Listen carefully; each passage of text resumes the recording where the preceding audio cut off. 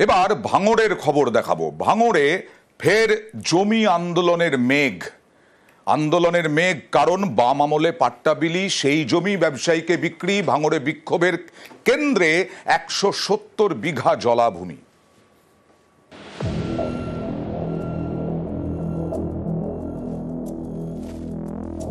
দু 2016 পর 2025 ফের ভাঙড়ে জমি আন্দোলনের মেঘ।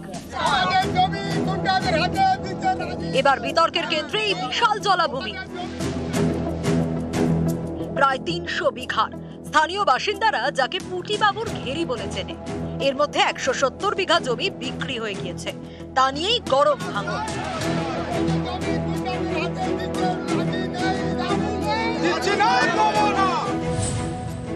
এই 170 বিঘা জলাজমির মধ্যে 50 বিঘা জমির পাট্টা বিলি হয় বাম আমলে।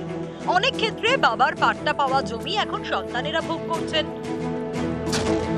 অভিযোগ, বাকি 120 বিঘা জমি অনেকেই পাকাপাকি ভাবে দখল করে ফেলেছেন।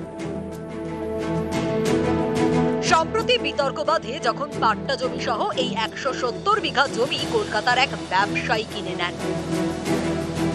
ব্যবসায়ী জমি ঘেরার চেষ্টা করতেই বিক্ষোভ দেখান গ্রামবাসীরা।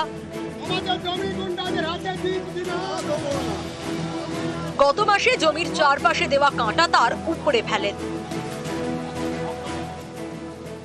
আমাদের জমি জোর করে নিয়ে ধান্দা করতে, আমাদের জমি আমাদের কিছু না বলার কারণে ঘিরে নিচ্ছে। আমরা কালে এসে ভেঙে দিচ্ছি। আমাদের কাগজপত্র দলিল পাট্টা সব আছে, টাকার স্বার্থে ওই ওরা সব জোর করে জমি ঘিরে নিচ্ছে, না বলে আমার সঙ্গে বলা করা না করে। স্থানীয়দের অভিযোগ, ব্যবসায়ীকে জমি বিক্রির পিছনে হাত রয়েছে এক তৃণমূল নেতার।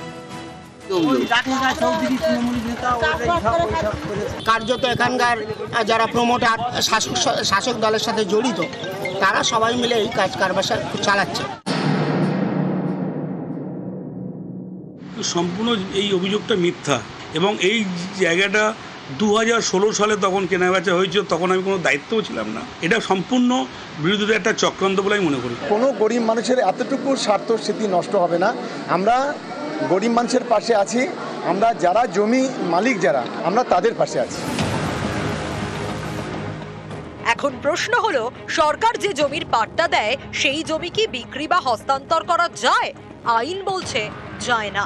শুধু তাই নয়, পাট্টা দেওয়া জমি বিক্রি করা হচ্ছে বা লিজে দেওয়া হচ্ছে এমন অভিযোগ পেলে সেই জমি ফেরত নিয়ে নিতে পারে সরকার। তাহলে এই জমি বিক্রি হলো কিভাবে? সেই সময় টাকার প্রয়োজন ছিল আমাদের, তো কোম্পানি বলেছিল তোমরা বিক্রি করবে, মানে সেই হিসেবে দিয়ে একটা টাকা নিয়েছিলাম।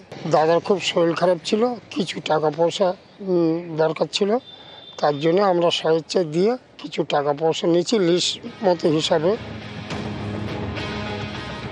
2016 সালে পাওয়ার গ্রিডের ডিস্ট্রিবিউশন স্টেশন তৈরিকে ঘিরে উত্তাল হয় ভাঙড়। বিক্ষোভের জেরে থমকে যায় কাজ। সেই ভাঙড়েই ফের জমি ঘিরে বিক্ষোভ। এই বিক্ষোভকে হাতিয়ার করার চেষ্টা করছে আগের বিক্ষোভের সঙ্গে যুক্ত সংগঠন। রাকেশ চৌধুরী প্রভাবশালী একজন নেতা, তিনি সেই উচ্ছেদের প্রধান কাণ্ডারি। আদিবাসীদের জমি তিনি দখল করার চেষ্টা করেছিলেন। পুলিশ এখনো পর্যন্ত তার বিরুদ্ধে কোনো ব্যবস্থা নেয়নি। কৃষকদের এইভাবে উচ্ছেদ করার বিরুদ্ধে প্রতিবাদ জানাই। ভাঙড় থেকে কল্যাণ মণ্ডল, নিউজ 18 বাংলা।